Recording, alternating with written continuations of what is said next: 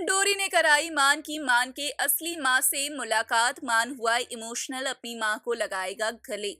जी हाँ, दरअसल हम बात कर रहे हैं कलर्स टीवी शो डोरी सीजन 2 की, जिसका आने वाला एपिसोड अपने साथ ढेरों ट्विस्ट एंड टर्न्स लेकर आने वाला है। जहां शो के अपकमिंग ट्रैक में हम देखेंगे कि किस तरीके से डोरी सभी घर वालों के सामने काफी ज्यादा परेशान नजर आती है, लेकिन इन सब के बावजूद दावा करते हुए दिखाई पड़ती है कि मान की माँ अब भी जिंदा है और मान की माँ के लिए कराई जा रही पूजा को पूरी तरीके से भंग कर देती है। जिसके बाद तो मान का फूट पड़ता है डोरी पर गुस्सा, लेकिन यहाँ डोरी हार नहीं मानती और हर हाल में मान की आंखें खोलने की कोशिश करती है।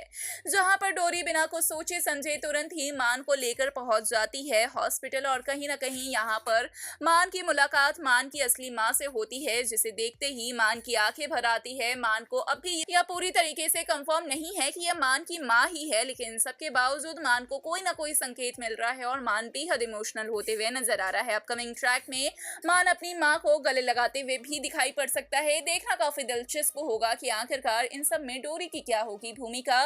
मान के सामने जब आएगा सच, तो कैसा होगा डोरी को लेकर मान का बर्ताव। हमें कमेंट में अपनी राय जरूर बताएं, साथ ही चैनल को सब्सक्राइब करें।